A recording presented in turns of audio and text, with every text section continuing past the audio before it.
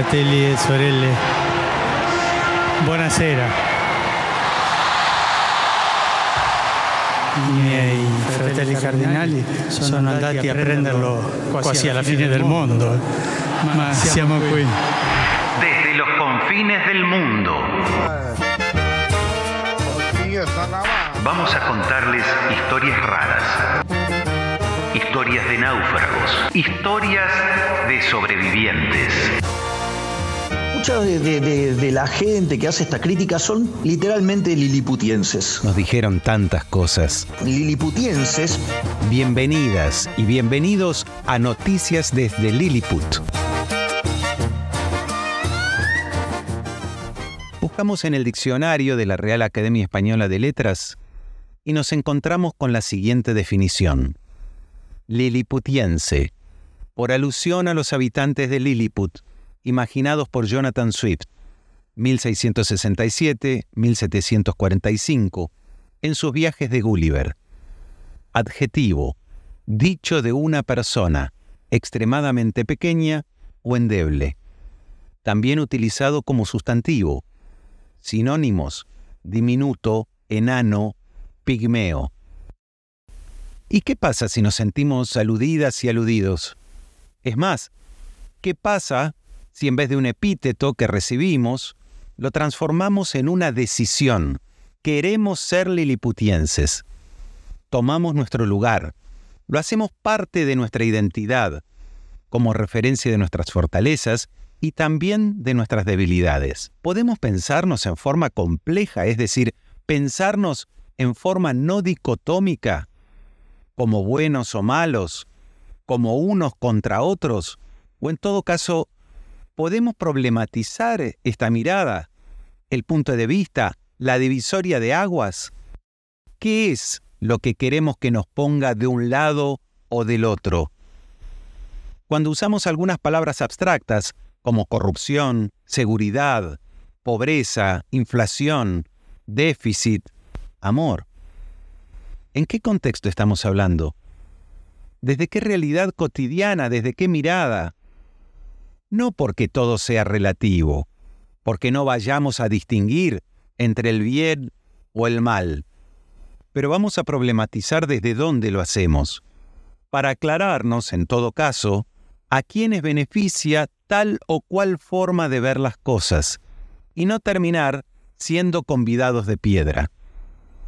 Esto es Noticias desde Lilliput, y yo decidí ser Andrés Lagota. Sí, decidí serlo de una vez por todas, porque lo sufrí en la escuela, en el colegio. Andrés Lagota. Señor Lagota, pase al frente. Y desde el fondo se escuchaba la gota que rebalsó el vaso. Sí, soy la gota, que de tanto caer termina rebalsando el vaso.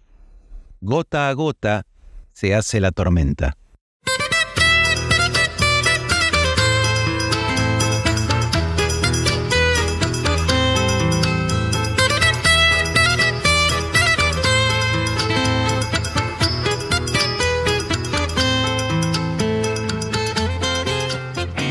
Los nadie negros, razas sudacas. Vamos a volver a poner la voz en un coro multicolor. Desde el confín del mundo nuestra voz se siente. Liliputeadas de la semana.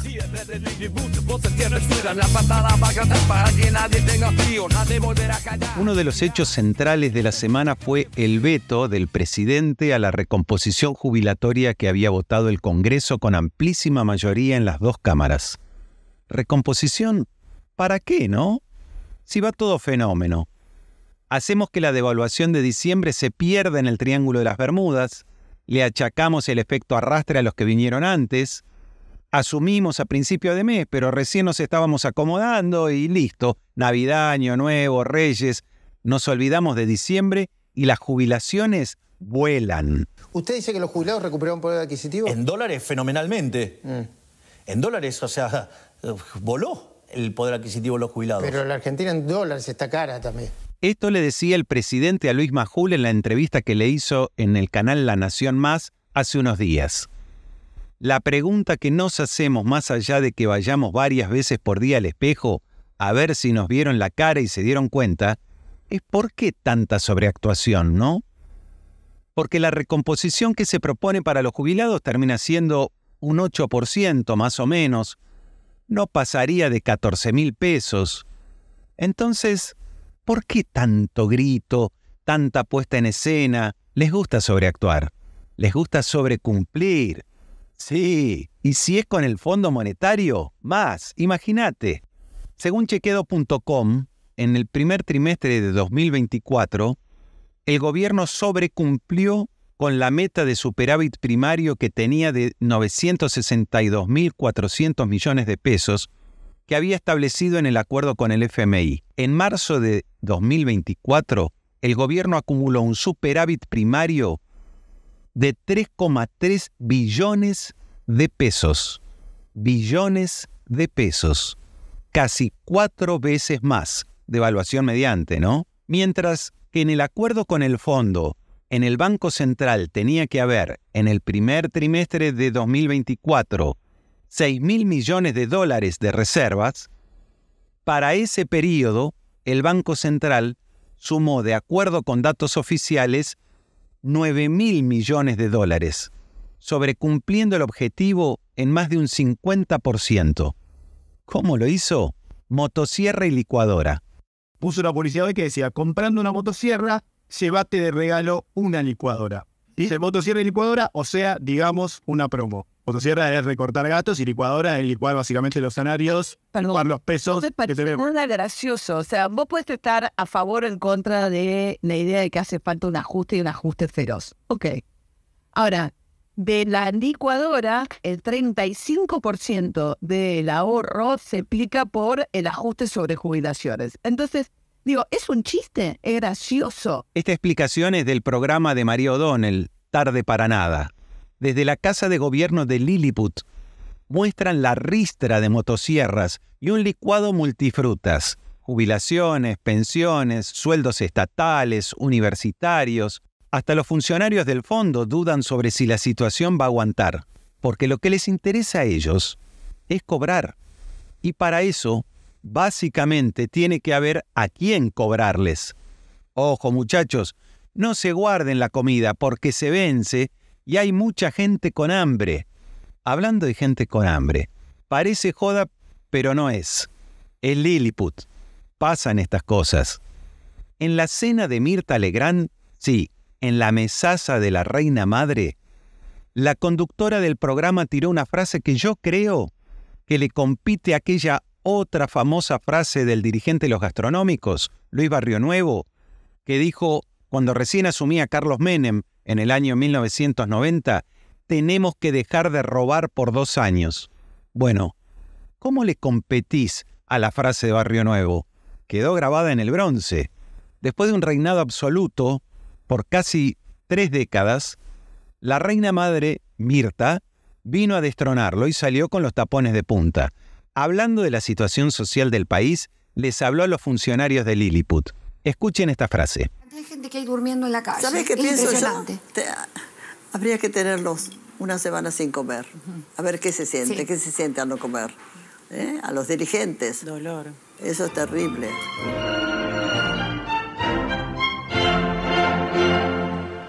Liliputeadas. ¡La puta! ¡Que vale la pena estar vivo!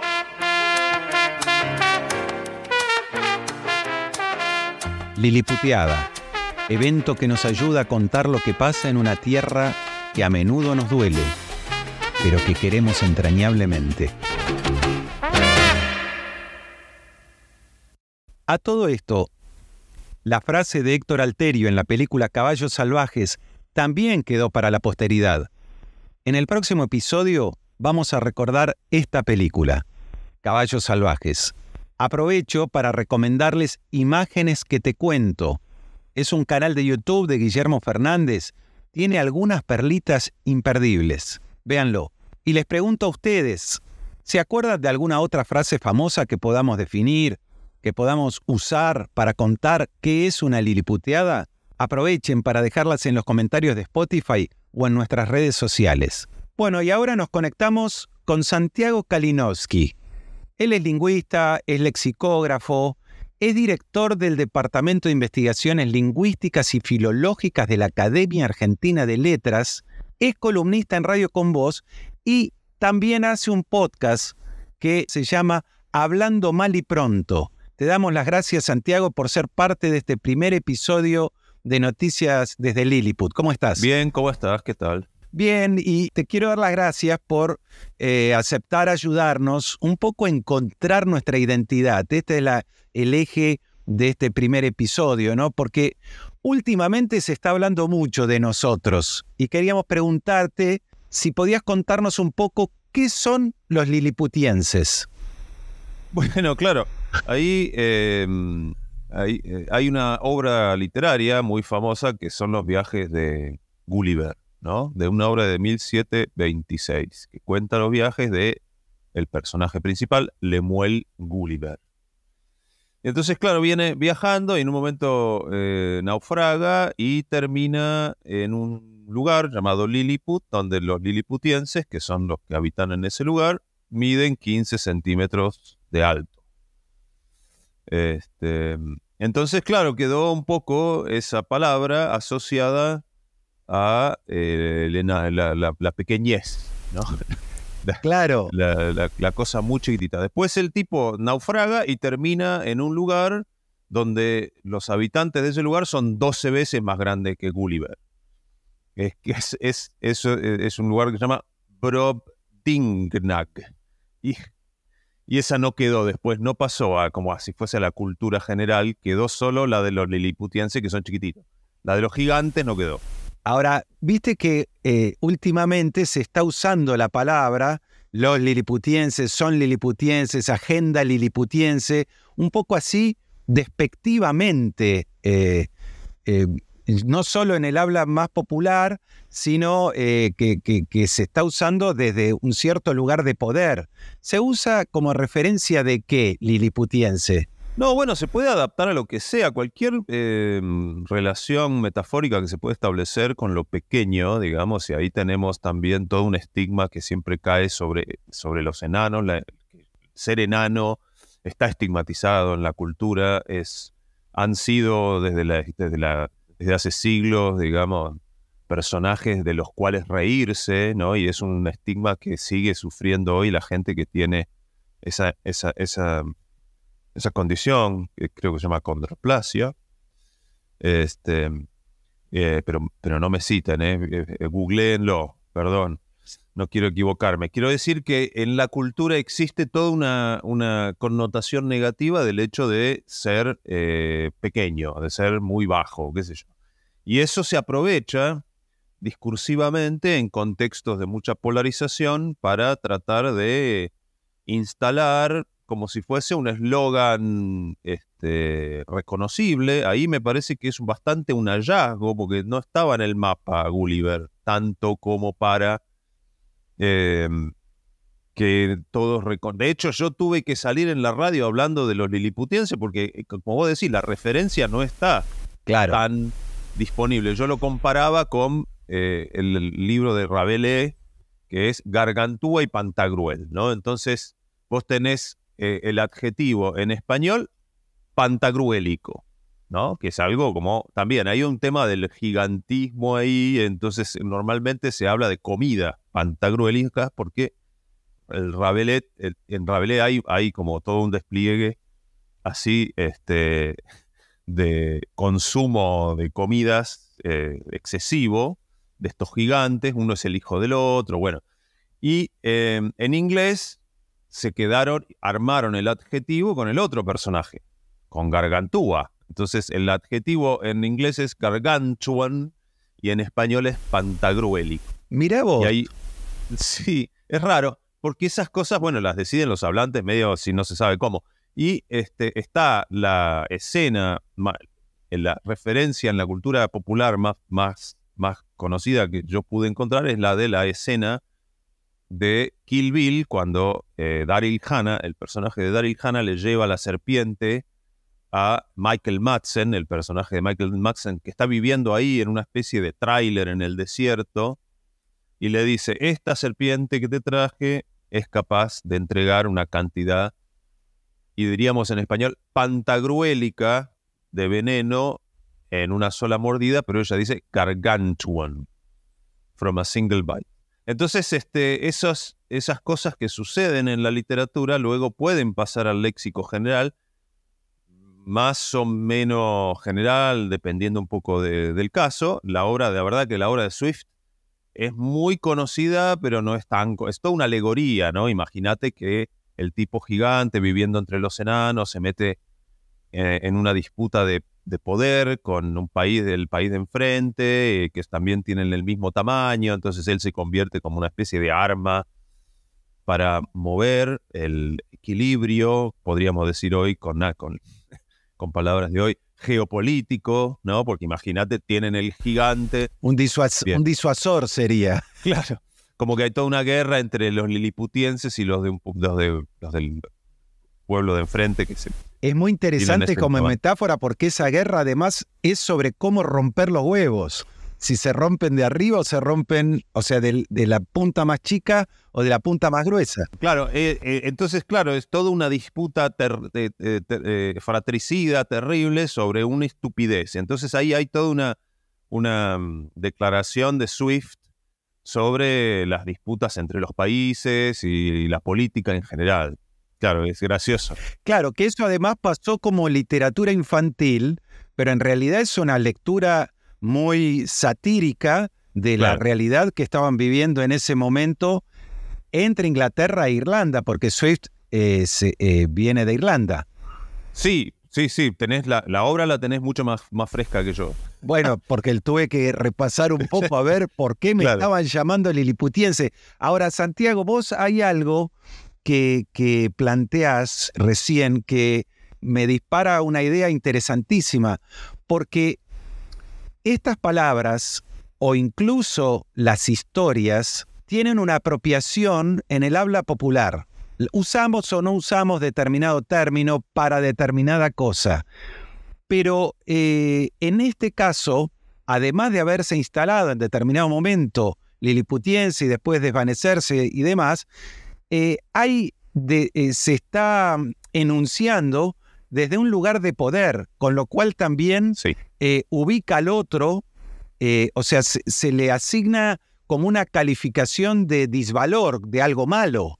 No, bueno, además ojalá fuera liliputiense el insulto, ¿no? Que vemos hoy porque digamos, lo que estamos viendo, no solo, esto no es patrimonio de Argentina, digamos, estamos viendo una polarización discursiva, que hay como una especie de retórica de la repugnancia que anda dando vueltas, que les está rindiendo, que tiene que ojalá se quedara en referencias literarias.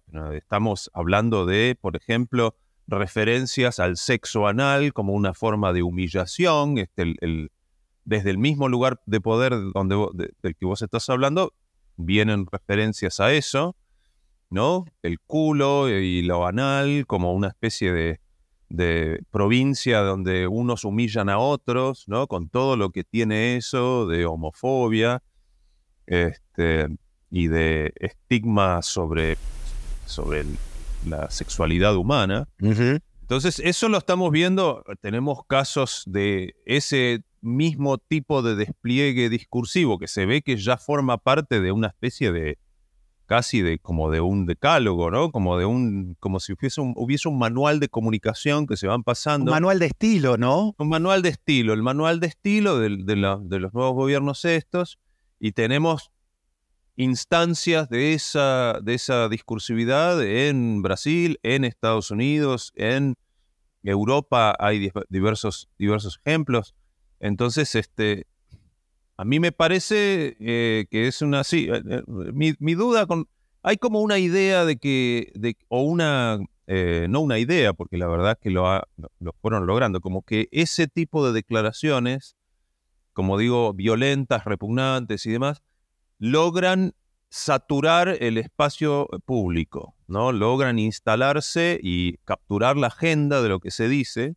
Pero ahí tenemos también, no sé, yo me imagino, por lo menos me reservo para mí la idea de que esa es una gran pirotecnia discursiva que, como cualquier show de pirotecnia, durante media hora no te deja ver otra cosa, durante una hora lo mismo, pero viste, si van 3 horas de pirotecnia, vos empezás a mirar para los costados y empezás a decir, bueno, ¿qué pasa con ese ruido? Ya estoy harto, ¿no? Es como el grito del tero, ¿no? Que sale corriendo lejos del nido para distraerte. Bueno, puede ser una maniobra de distracción, pero para mí lo que hace es eso, ¿no? Captura está todo el periodismo hablando de algo que es en realidad una porción muy chiquitita, ¿no? Y eso, no sé cuánta vida tiene, no sé cuán sostenible es la cursividad de la pirotecnia, del exabrupto. Es una pregunta que se me plantea. Tomando esto de las preguntas, está ahora también muy en boga que en realidad la disputa y en lo discursivo da un marco para cómo miramos las cosas. La disputa no es sobre los hechos, sobre lo que es verdadero o no, sino sobre cómo conocemos. Y entonces esta forma de calificar ya me ubica a un otro que no opina igual que yo como liliputiense. No, bueno, claro. A mí me parece que estamos en un momento en el que la verdad está degradada. Esto yo lo suelo decir mucho en las clases de escritura académica, porque la escritura académica, el horizonte final que tiene es la búsqueda de la verdad y el avance del conocimiento.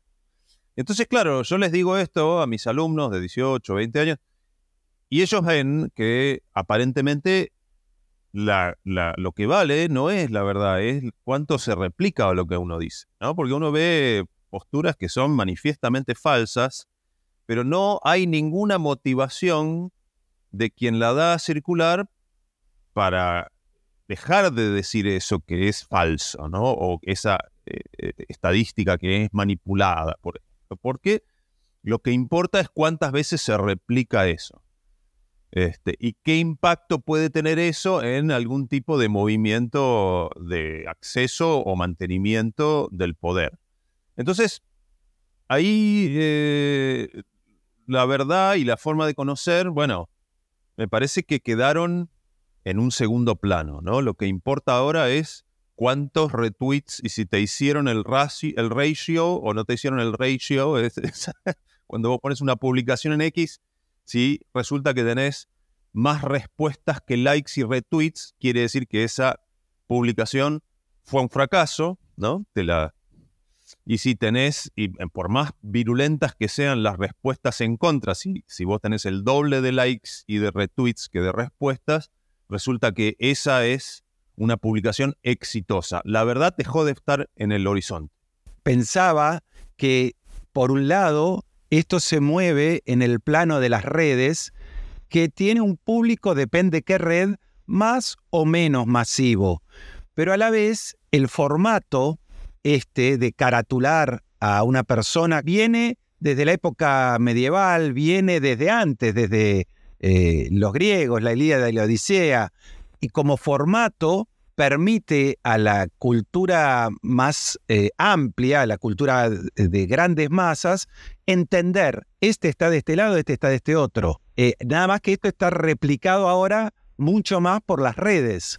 No, bueno, claro, las redes dan un vehículo que tiene sus propias reglas, pero lo que yo hice una entrevista con Jairo Stracha en Buenas Tardes China precisamente porque vi que el problema al que se enfrentaban las estrategias de comunicación actuales tenían que ver, y la verdad que acá hay una especie de exceso de mi parte que me puse a ver, qué sé yo, obras clásicas sobre Homero, la Ilíada y la Odisea de Milman Parry de los años 30, por todo un estudio sobre los epítetos y qué sé yo, porque me pareció que había ahí un problema solidario, ¿no? Tenemos que armar una historia, un relato desde posiciones de poder, ¿no? Como estrategia de comunicación, tenemos que armar un relato en el que haya personajes positivos y personajes negativos, como los villanos de Bond. Todos los villanos de Bond tienen algún tipo de marca física, tienen cicatrices. El único que zafó un poco de eso fue Javier Bardem, que le hicieron algo que se tenía que sacar los dientes, ¿no? En un momento se saca los dientes y ahí se le deforma toda la cara, pero eso le permite filmar toda la película sin tener el maquillaje puesto. Pero en general, siempre que hay en toda la película de Bond, los villanos tienen marcas, cicatrices, marcas físicas que los identifican como los malvados. Y esas marcas físicas, si uno se pone a mirar, es también, qué sé yo, cuando se hablaba de el Cid, se decía que tenía una barba muy vellida, muy tupida, porque la barba era un signo de hombría, madurez, qué sé yo, valentía, lo que sea. No estaba bien, estaba muy estigmatizado tener una barba medio despoblada en la Edad Media. Entonces, esta forma engarza en aquellas tradiciones. Se habla mucho de, ¿y cómo puede ser que alguien con una mirada tan descabellada, con una forma de expresarse tan rupturista, gane adeptos, se haga masivo? Y en realidad está incorporando mecanismos que tienen efecto comprobado hace miles de años. Claro, yo lo que diría ahí es, dudo mucho que los tipos se hayan ido a leer el Cid y la Eneida y todo eso para después de establecer que tenían que crear epítetos que fueran identificables visualmente para ayudar al establecimiento de los roles dentro de una historia compleja. Digamos, dudo mucho. Lo interesante es que sin haber hecho eso, sin haber estudiado la historia de la literatura, se enfrentaron a un problema similar de tratar de crear un relato que básicamente vive en el aire, ¿no?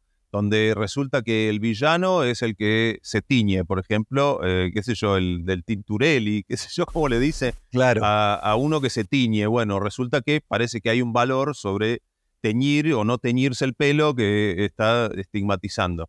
Aprovechando una cosa que puede haber ahí en la gente, que les permite identificarlo rápidamente. Hay una cosa también, no sé, como casi humorística, como del viejo maltrato escolar, o ¿no? Una cosa medio como hasta pueril. De bullying. Del bullying, como le dicen ahora, que tiene busca ese rendimiento, ¿no? El rendimiento de volver visibles los roles en un relato complejo.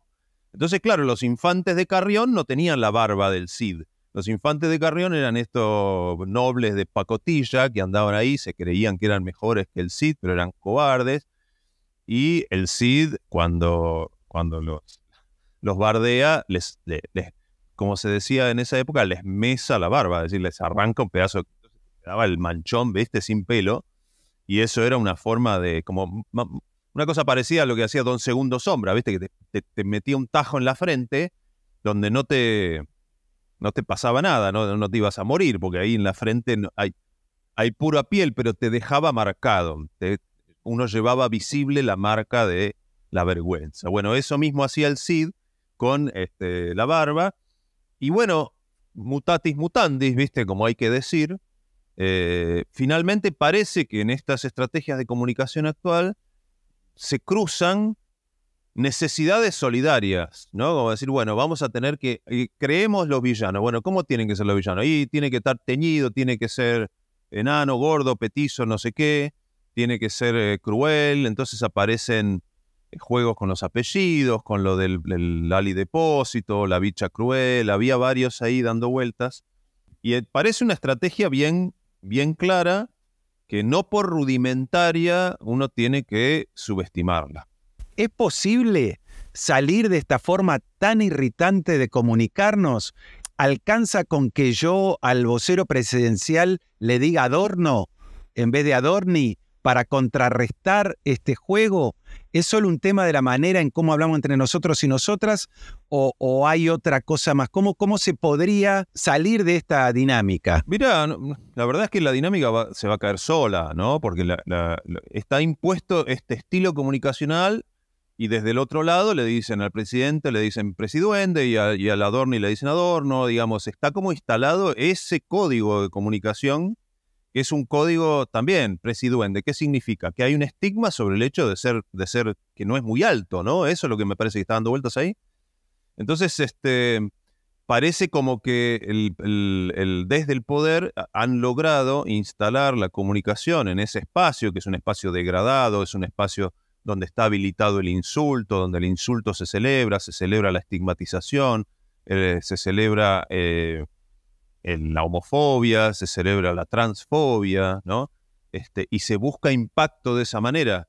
Lo que yo volvería a la pregunta que me hacía al principio, ¿no? Esto te satura el espacio, ¿no? Te satura la oreja, podemos decir, te satura el discurso público. Bueno, ¿cuán sostenible es un estilo de comunicación que satura, ¿no? Porque lo que puede pasar es que en un momento nos vamos a cansar. ¿Y cuántos insultos va a tener que decir más adelante alguien para tener el mismo impacto que ahora tiene un insulto? Por ahí necesita 2 insultos más, y después 3, y después 4, y va a llegar un momento donde va a ser, bueno, una retahíla de insultos que va a ser ruido, va a ser puro ruido, ¿no?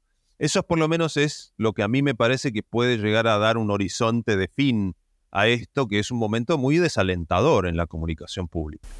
Sí, y además la realidad, ¿no? Que tiene que dar respuesta a las urgencias que... Claro, esa era la nota de La Nación. Salió una nota en La Nación que la comentaron en la radio que es, bueno, el 20% de la gente de Argentina tiene cuenta en X. De ese 20%, la mitad están inactivas. O sea que están hablando para ese 10% de gente que es activa en Twitter, ¿no? Y después vamos a ver qué pasa cuando incorporen a la conversación al otro 90-80% que anda ahí, que no tiene no está representada en las redes sociales de la misma manera. Santiago, te agradecemos muchísimo haber estado aquí en Noticias desde Lilliput y quedamos en contacto para un nuevo encuentro y seguir viendo esta relación entre comunicación, poder, realidad, verdad y tantas cosas que nos apasiona conversar. Buenísimo, gracias. Un abrazo. Santiago Kalinowski, le decimos que estén atentos al podcast Hablando Mal y Pronto. Búsquenlo, suscríbanse, y Santiago Kalinowski también está en redes con aportes buenísimos, además de los que hace tempranito a la mañana con Jairo Straccia en Radio Con Vos. Espero lío. Quiero que se salga afuera. Dirán que estamos locos, que nada va a cambiar, pero todos se preguntan cómo lo vamos a lograr. Dirán que estamos locos, que nada va a cambiar, pero todos se preguntan cómo lo vamos a lograr. ¿Cómo? Rompiendo los huevos, rompiendo los huevos, rompiendo los huevos, rompiendo los huevos, rompiendo los huevos, rompiendo los huevos, rompiendo los huevos, rompiendo los huevos, rompiendo los huevos, rompiendo los huevos. Desde los confines del mundo, tomamos el desafío de ponernos el traje de liliputienses. Asumamos ese papel. No es la primera vez que lo hacemos.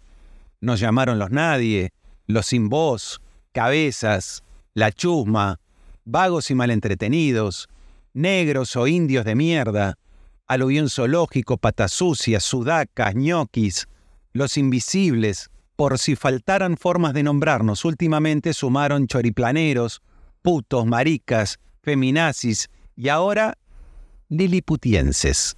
Trataron de negarnos, ocultarnos, invisibilizarnos. Muchas veces quisieron convencernos de que estábamos acabados, exterminados, erradicados. Pero aquí seguimos. Somos plural. Somos necesariamente colectivo. Somos quienes gritamos desde el socavón, desde el fondo de la grieta, desde donde nos habían prometido la revolución productiva. Otro espejito de color roto, otra traición más, otro desengaño. Pero no se equivoquen, las desilusiones no nos debilitan. Con nosotras y nosotros vienen quienes cayeron, quienes cuidaron el silencio, quienes alguna vez les ataron las manos y fueron amordazados. Nos acompaña una sabiduría que hunde sus raíces en lo más profundo de una tierra que no nos resignamos a perder, y en una historia de la que rescatamos las hilachitas para volver a tejer el paño de nuestra identidad. Ese paño que nos da calor, que expresa nuestros colores, múltiples y vibrantes. Nos cobija cuando encaramos los pasos más encrespados. Los desafíos crecen con el tiempo, se agigantan cada vez que bajamos los brazos y dejamos de hacer posible lo necesario. necesitamos recuperar las voces de nuestros abuelos, de aquellos y aquellas que en noches oscuras mantuvieron en alto las antorchas y nos iluminaron ese surco que parecía solitario. Las vamos a recuperar, pero no para volver a lo viejo, sino para no olvidar la historia y no condenarnos a repetirla.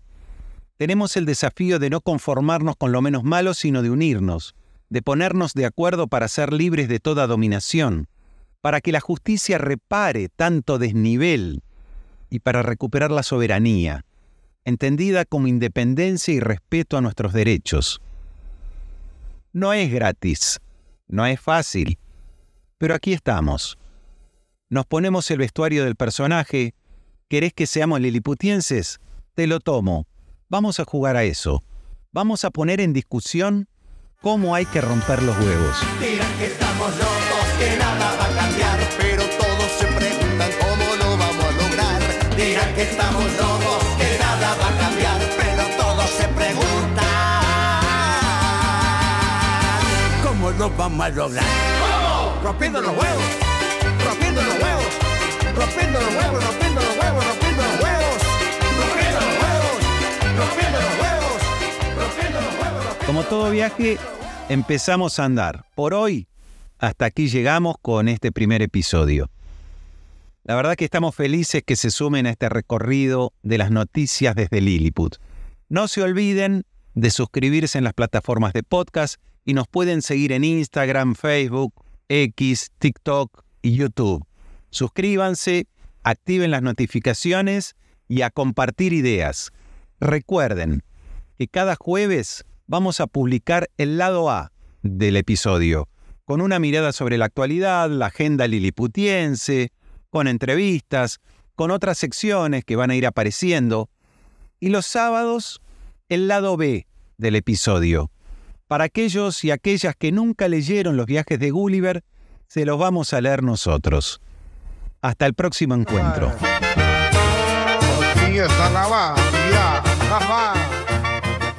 Noticias desde Lilliput. Un podcast en el que quienes no aceptan los matices no se sienten del todo cómodos.